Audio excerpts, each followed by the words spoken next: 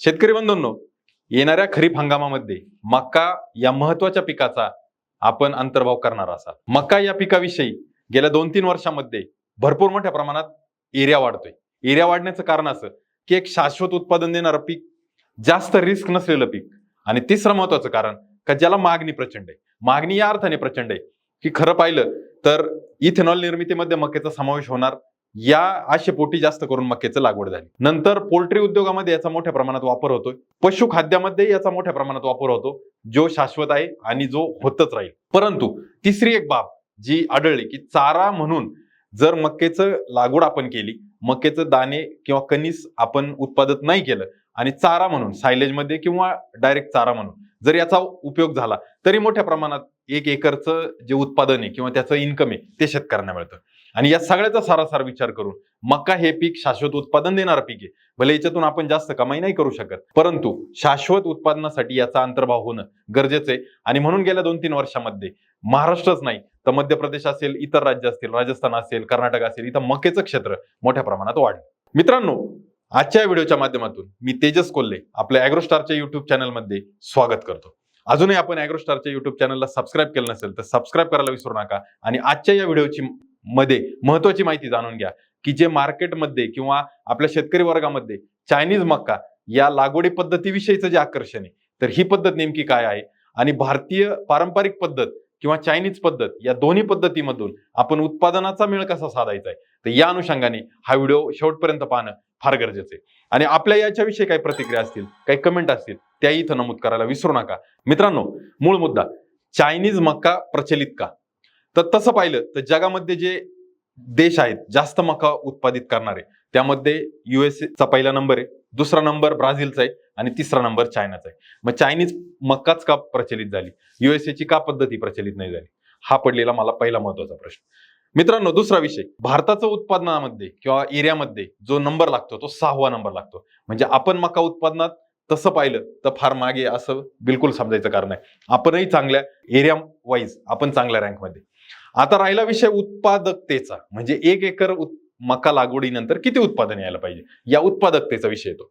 आता उत्पादकतेचा विषय हा जो आहे, तर कदाचित आपल्या पुढे बाकीचे देश असतील, प्रति एकर किंवा प्रति हेक्टर जर त्यांची उत्पादकता काढली तर निश्चितच जास्त असेल.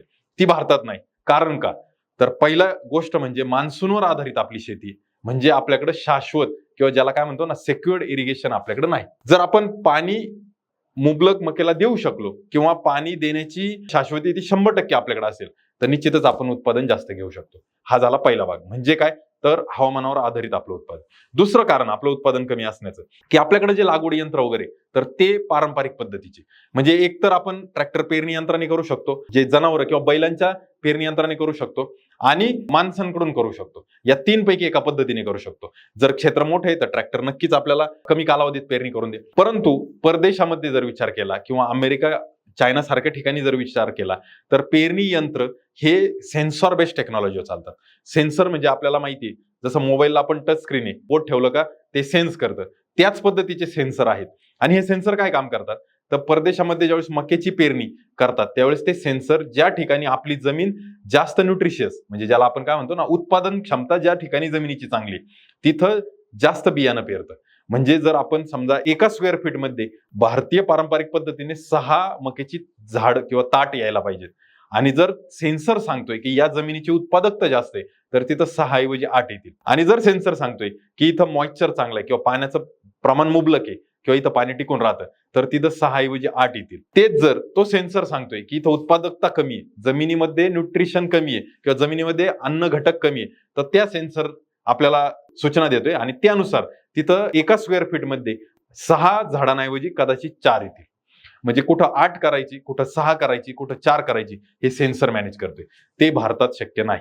भारतात सरसकट पेरणी होईल. मग पारंपरिक पद्धतीने गेले तर तुम्ही 24,000, 26,000, 28,000, 30,000 रोपं लावू शकता. चायनीज पद्धतीने जर गेले तर साधारणपणे 30,000, 35,000, 40,000 रोपं लावू शकता. मित्रांनो, मग आता मक्याचं शास्त्रशुद्ध 1 एकरमध्ये प्लांट पॉप्युलेशन किती असलं पाहिजे, परदेशामध्ये हे सेन्सर मॅनेज करतोय, पण आपण कसं करणार? तर आपल्याकडे नियम असा सांगतो, जर आपली जमीन काळी कसदार आणि भारी जमीन, तर आपल्याला प्लांट पॉप्युलेशन जास्त ठेवायची गरज नाहीये. प्लांट पॉप्युलेशन कमी ठेवा, आपल्याला उत्पादन जास्त आहे. जर आपल्याकडे जमीन हलकी आहे, मध्यम आहे आणि आपल्या व्हरायटीची जी काही क्षमता आहे उत्पादन देण्याची ती कमी आहे, तर प्लांट पॉप्युलेशन वाढवा. कारण का, तर प्रति झाड आपल्याला येणारं उत्पादन हे तेवढंच असणार आहे. मग एखादी व्हरायटी येते जिची उत्पादन क्षमता जास्त आहे, तर त्या उत्पादन क्षमतेमध्ये जर तुलना करायची झाली तर ॲग्रोस्टारचंच उदाहरण घ्या, जिची उत्पादन क्षमता जास्त आहे अशी 12-32 व्हरायटी. मग हिला जर तुम्ही कमी प्लांट पॉप्युलेशनवर लावलं चांगल्या जमिनीत, तरी ते तुम्हाला चांगलं उत्पादन देईल. कारण हिचं कणीस आपल्याला 200, 250, 300 ग्रॅम प्रति कणीस आपल्याला उत्पादन येणार आहे. आणि तेच कमी उत्पादकतेची किंवा तुलनेने कमी उत्पादकतेची व्हरायटी ॲग्रोस्टारची जर तुलना केली तर आपल्याकडे 101 आहे किंवा 111 आहे. तर मग ही थोडीशी तुलनेने कमी उत्पादकतेची. मग याची प्लांट पॉप्युलेशन तुम्हाला वाढवायला लागेल. का, तर तुम्हाला किती पण अंतर ठेवलं तर त्या झाडावर येणारं कणीस हे 200 ग्रॅमच्या पुढे उत्पादन देणार नाही. मग जर उत्पादन 200 ग्रॅमच्या पुढे जाणार नाही तर आपल्याला नंबर ऑफ कणीस किंवा नंबर ऑफ प्लांट हे वाढवणं गरजेचं आहे. मग हे आपल्याकडे मॅन्युअली केलं जातं. मग पेरणी यंत्र त्या पद्धतीने आपण सेट करू शकतो किंवा मजुरांना त्या पद्धतीने सूचना देऊ शकतो. 2 ओळीतलं अंतर स्टँडर्ड जर मक्केमध्ये ठेवलं तर 18 इंच 2 ओळीमधलं अंतर असलं पाहिजे आणि 2 झाडामधलं 9 इंच असलं पाहिजे. ही स्टँडर्ड प्रॅक्टिस आहे. तेव्हा जाऊन कुठं आपल्याकडे 25 ते 28 हजार प्लांट आपल्याला मिळतात. परंतु जमीन हलकी आहे तर झाडांची संख्या आपल्याला वाढवायला लागेल. जमीन जर भारी आहे तर झाडांची संख्या कमी करावं लागेल. अशा पद्धतीचं नियोजन आपल्याकडे करावं लागेल. मग चायनीज पद्धत आणि भारतीय पद्धतीमध्ये हा पहिला फरक पडेल. मित्रांनो, दुसरी गोष्ट, चायनामध्ये ज्या काही वाण आहेत तेच भारतात आहेत का, तर नाही. आता मक्केमध्ये तुम्ही म्हणाल काय वाणांचा फरक पडेल, तर प्लांट पॉप्युलेशन मेंटेन करण्यासाठी एका रोपाला किंवा एका झाडाला किती जागा लागते आणि सूर्यप्रकाश किंवा प्रकाश संश्लेषण किती चांगल्या पद्धतीने होईल, पॉलिनेशन किती चांगल्या पद्धतीने होईल, 2 झाडांमध्ये योग्य अंतर असल्यानंतर ते शक्य. जर पॉलिनेशन होणार नसेल किंवा सूर्यप्रकाश चांगला मिळणार नसेल तर दाटी करण्यात काही अर्थ नाही. आता बरेचसे वाण जर तुम्ही पाहिले, म्हणजे ॲग्रोस्टारची एक 1235 मका आहे जिचं पान खूप मोठं आहे, रुंद आहे, तर अशा पद्धतीच्या मकेला आपल्याला जागा जास्त ठेवणं गरजेचं आहे. जागा कमी करून चालणार आहे का, तर नाही. कारण का, तर तिचा वाढ विस्तार होण्यासाठी तिला पानाला पूर्ण प्रकाश संश्लेषण सूर्याच्या सानिध्यात सूर्यप्रकाश चांगला घेण्यासाठी त्याला जागा देणं गरजेचं आहे.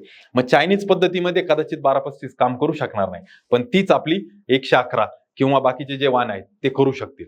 तर अशा पद्धतीने आपल्याकडे असणारा वाण कोणता आहे, त्याचे वाढण्याचं जे काही पद्धती ती कोणती, ती समजून घेणं गरजेचं आहे. आणि या दोन्हींची तुलना केली तर आपण ठरवू शकतो की चायनीज पद्धतीकडे जायचे की भारतीय पद्धतीकडे जायचे. मित्रांनो, या व्हिडिओच्या माध्यमातून मला आपल्याला हा सल्ला द्यायचा नाही की आपण चायनीज पद्धत वापरा किंवा आपण भारतीय पद्धत वापरा, हा सल्ला मला द्यायचा नाही. परंतु या दोन्ही गोष्टीमध्ये काय बदल आहे किंवा काय चांगल्या गोष्टी आहेत किंवा काय गोष्टींचा मर्यादा आहे, तर त्याविषयीची आपण आज चर्चा करतोय. आणि आतापर्यंतच्या माहितीमध्ये आपल्याला काय याच्यातून जाणवलं किंवा आपला अभिप्राय, आपली प्रतिक्रिया काय, ते आपण जरूर कळवा. मित्रांनो, चायनीज पद्धतीने मका लागवड करून आपण 40, 45, 50 क्विंटल पर्यंत उत्पादन घेऊ शकतो. परंतु भारतीय पद्धतीने लागवड केली तर आपण किती उत्पादन घेणार, तर भारतीय पद्धतीने जर आपण लागवड केली, 25,000 रोपं जर आपण एकरी बसवली आणि 200 ग्रॅमचं एक कणीस या पद्धतीने जर टार्गेट ठेवलं तर 50 क्विंटल आपण तिथेही घेऊ शकतो. परंतु त्यासाठी काय गरजेचं आहे, तर आपण कोणता वाण निवडलाय, त्या वाणाच्या गरजेनुसार जमीन कशी आहे आणि त्या जमिनीच्या गरजेनुसार आपण लागवडीचं अंतर काय ठेवलंय हे समजणं गरजेचं आहे. दुसरं असं, चायनीज पद्धतीमध्ये आपण काय करतोय, ठिबकवर लागवड करतोय. चायनीज पद्धत आपल्या पारंपरिक पद्धतीला चालते का, नाही. ठिबकवर जर लागवड करतोय तर आपलं लागवडीचं अंतर हे योग्य असणारे, तंतोतंत असणारे आणि ठिबकद्वारे आपण पाण्याचं नियोजन तर करणारच करणार, परंतु त्याला जोड जे ठिबकद्वारे आपण वॉटर सोल्युबल किंवा विद्राव्य खते ती आपण देणार आहे. तर या सगळ्याचा फायदा किंवा या सगळ्याचा परिणाम किंवा परिपाक हा चायनीज पद्धतीच्या मक्याच्या उत्पादनावर होईल. पण तेच पारंपरिक पद्धतीने आपण लागवड केली, योग्य खतांचं नियोजन केलं, योग्य अंतर ठेवलं किंवा जर ठिबक असेल तर पारंपरिक पद्धतीने ठिबकवर जोडोळ पद्धतीने जर आपण लागवड केली तर आपल्याला उत्पादन हे निश्चित येईल. कारण का, एका झाडाची क्षमता मी जसं बोललो 200 ग्रॅमच्या पुढे एक कणीस जर 200-250 ग्रॅम आपल्याला उत्पादन देत असेल, 25,000 जरी आपण रोपं किंवा कणीस धरली तरी 50 क्विंटल पारंपरिक मध्ये जातो, चायनीज मध्ये तेच आपल्याला 50, 55, 60 क्विंटल पर्यंत आपण जातो. ह्या दोन्ही मधला तफावत आहे. मित्रांनो, अजून एक गोष्ट, मका उत्पादन हे फक्त आपण कणीस मिळण्यासाठी किंवा दाणे मिळण्यासाठी करत नाही, तर बहुतांशी शेतकऱ्यांचा दुहेरी उद्देश असतो की जर चाऱ्याला मागणी आली तर चाराही करायचा, काहींचा उद्देश असतो की दाण्यासाठीच करायची. काही शेतकरी चारा उत्पादन हे दुय्यम टार्गेट असतं, पहिलं दाण्याचं उत्पादन करून नंतर चाऱ्यासाठी लक्ष देतात. तर अशा परिस्थितीमध्ये आपल्याला कोणती मका फायदेशीर ठरेल, तर त्या परिस्थितीमध्ये ज्या ठिकाणी आपण प्लांट पॉप्युलेशन जास्त मेंटेन केले ते प्युअरली चाऱ्यासाठी जर द्यायचे असेल तर ती फायदेशीर ठरेल. कारण का तर तिथं रोपांची संख्या निश्चितच जास्त आहे, तिथं तुम्हाला चारा हा जास्त मिळणार आहे आणि कदाचित तो 60-70 टनापर्यंतचा चारा असू शकतो. पारंपरिक पद्धत कधी फायदेशीर ठरेल? जर आपल्याला दाणे करून पुढे जाऊन चारा करायचा आहे तर त्या परिस्थितीमध्ये पारंपरिक पद्धत फायदेशीर ठरेल असं मला वाटतं. मित्रांनो, आपणही आपलं मत सांगा कमेंट करून की आपण चायनीज पद्धत अवलंबताय की पारंपरिक पद्धत अवलंबताय. हे आपलं मत आपण कमेंट करून सांगायला विसरू नका. बियाणं किती लागतं?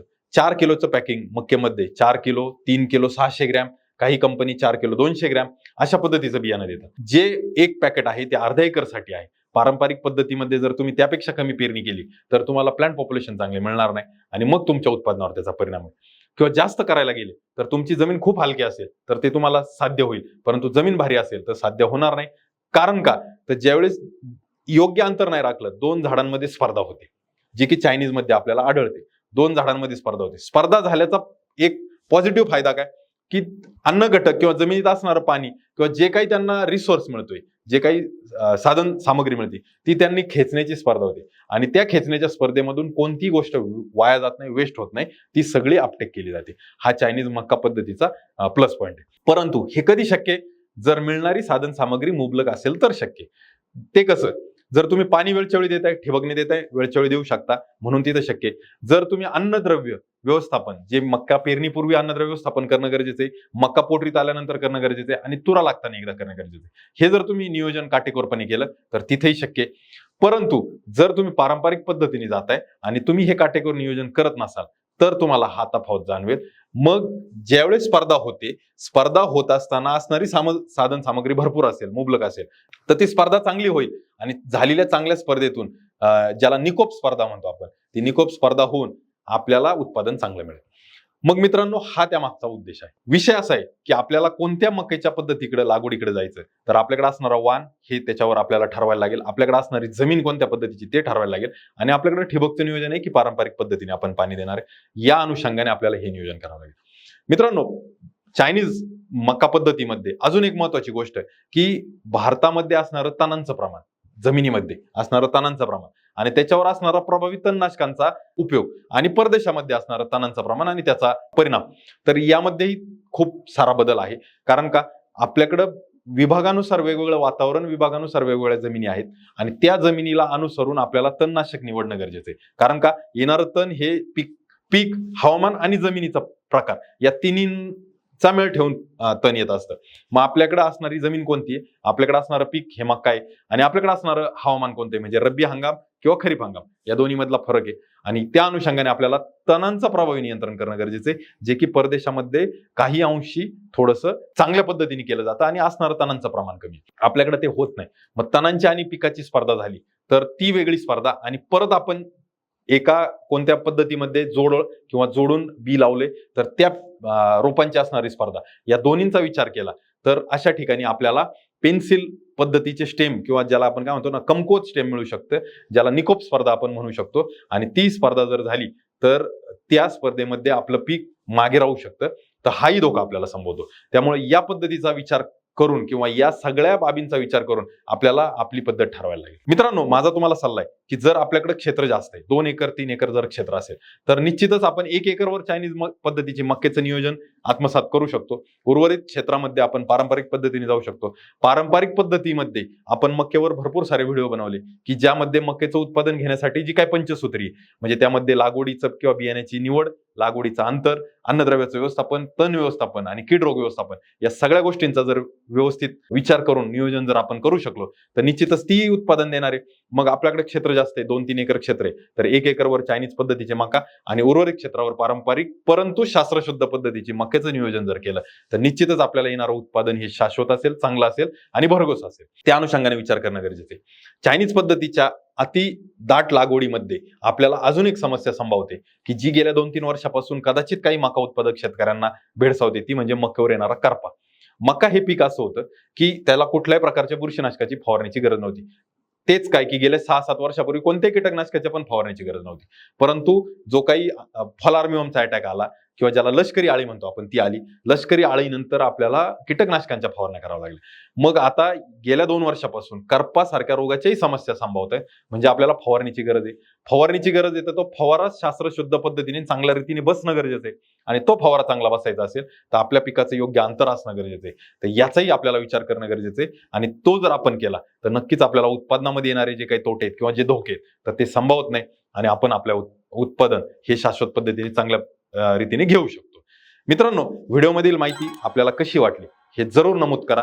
हा व्हिडिओ आपल्याला अवश्य आवडेल. हा व्हिडिओ आपल्या इतर मका उत्पादक शेतकऱ्यांना शेअर करायला विसरू नका. आणि अजूनही ॲग्रोस्टारच्या चॅनलला सबस्क्राईब केलं नसेल, फेसबुक असेल, इंस्टाग्राम फॉलो केलं नसेल तर फॉलो करायला विसरू नका. धन्यवाद.